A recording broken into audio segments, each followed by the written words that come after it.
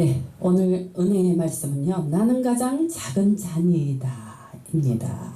사사기 6장 15절부터 16절에 있죠. 미디안은 모세가 애굽에서 망명하여 40년간 산으로 미디안 족속은 아라바 동방 가나안 동남방 사막지대에 사는 족속입니다. 기드온은 므낫세 지파 사람이요 요아스의 아들이고 검소한 농부인데 하나님은 그런 그를 택하여 이스라엘의 미디안의 손에서 구원을 해내셨습니다.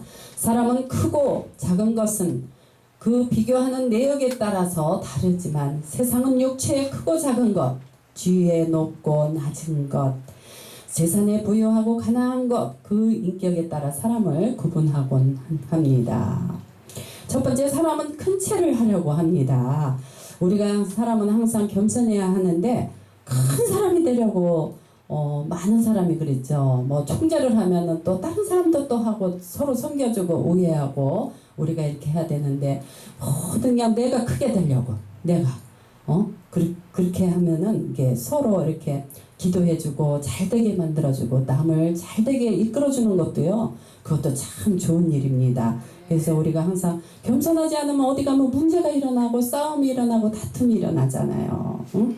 그래서 우리 주변에는 큰 사람, 지식이 많은 사람이 많은데 그런데 사람들 중에는 크지 않은데도 큰치 않은 사람은 없으면서 있는 체 않은 사람들이 많습니다. 또 없으면서도 있는 척하는 사람들이 많아요. 부자처럼. 이게 우리가 거짓된 신앙생활을 하면 안 되죠. 그런데 성경을 보면 외식이나 위선은 하나님이 싫어하시죠. 외식도 싫어하고 위선을 참 싫어하시는데 못났으면 못난 그대로 있는 모습 그대로 하나님께 나오는 것이 정직이요 투명하고 건강한 삶의 모습입니다. 우리는 이렇게 어디 가면 이렇게 거짓말을 하는 사람들이 있어요. 딱 보면 그냥 금방 보여요. 기도하는 사람인데 왜 모르겠어요. 야, 제가 또 거짓말 하는구나. 우리가 거짓말을 하지 말고 진실되게 하면 모든 문제가 아니에요. 상대가 상대방을 잘 알아주거든요. 진실로 이렇게 통하고 그러면은요. 그리고 작으면 작은 대로 이렇게 자처하는 것이 진실입니다. 두 번째, 작은 자로 자처하는 것이 겸손이다 했습니다. 모세는 애굽에서 왕족으로서의 교육을 받아 문무에 출중한 인물이에요. 우발적 살인을 저지른 후에 미디안 광야로 도피해서 살아가던 중 호렙산 떨기나무에서 하나님을 만났어요.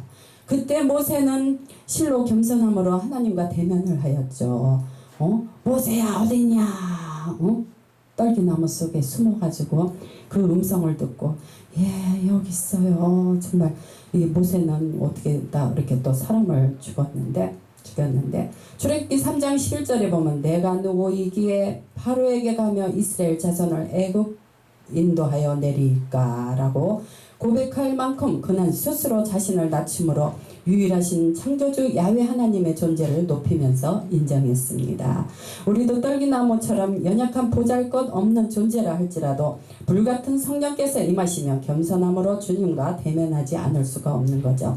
하나님께 항상 우리는 회개 기도를 해야 돼요. 이렇게 사나 저렇게 사나 주님의 것이요. 회개 기도를 항상 하면서 우리가 이렇게 생활을 하잖아요. 그러면 주님께서 참 많이 도와주십니다. 그런 걸 느껴요. 우리가 작은 일에도 하나님 용서해 주세요. 이게 이러면서 하면은 이게 성령님 도와주세요. 그러면은 성령님이 도와주셔요. 그래서 삼상의 9장 21절에 사울도 나는 이스라엘의 지파의 가장 작은 지파 베냐민 사람이 아니니까 또 나의 가족은 베냐민 지파 모든 가족 중에 가장 미약하지 아니하니까 라고 고백하며 자기 자신을 가장 작고 미약하다고 낮췄을 때 하나님으로부터 기름 부음을 받아 이스라엘의 초대왕이 되었어요. 또한 누가복음 7장 28절에는 예수님으로부터 여자가 나온 중에 더 큰 자가 없다고 인정받은 침례 요한도 마태복음 3장 11절에 있죠. 나는 그의 신을 듣기도 감당치 못하겠노라고 예수님을 구주로 알아보고 겸손히 높여드렸습니다. 또한 바울이 고린도전서 15장 8절에 보면 만삭되지 못하여 난 자 있고 모든 성도 중에 지극히 작은 자보다 더 작은 자라고 고백한 것을 볼 때 스스로 작은 자임을 아는 것이 진정한 겸손입니다. 우리가 항상 작은 마음으로 남한테 그냥 뭐 내가 뭔데 막 이러는 것보다 항상 겸손히 이렇게 낮출 때 하나님께서 높이신다는 것을 저는 이제 그런 걸 이렇게 체험을 많이 해요. 어디 가면은 저도 맨 뒤에 앉거나 하라고 있으면 목사님 왜 거기 앉아 앞으로 오세요. 아까도 그 김영아 목사님 설교했듯이 우리가 그러니까 항상 이렇게 목사다 하고 그냥 어디 가면 막 이러지 말고요. 항상 겸손하게 있으면 하나님이 권사님도 높여주시고 집사님도 높여주시고 서로 다 높여주세요. 그래서 하나님은 작은 자를 들어 쓰십니다. 우리는 항상 우리가 이렇게 고린도전서 1장 27절에 보면 그러나 하나님께서 세상에 미련한 것들을 택하사 지혜 있는 자들을 부끄럽게 하나님께서 세상에 천한 것들을 멸시받는 것들과 없는 것들을 택하사 있는 것들을 폐하려 하시나니 라고 했습니다. 하나님께서는 세상에 미련한 것들 택하사 지혜 있는 자들을 부끄럽게 하십니다. 우리가 이렇게 높고 위대한 사람이지만 하나님 앞에서는 정말 죄인이에요. 죄인. 그래서 그분들이 다 목사님들을 존중하고 존경하고 그러는 거예요. 그래서 정말 하나님께서 부끄럽게 만들어줘요.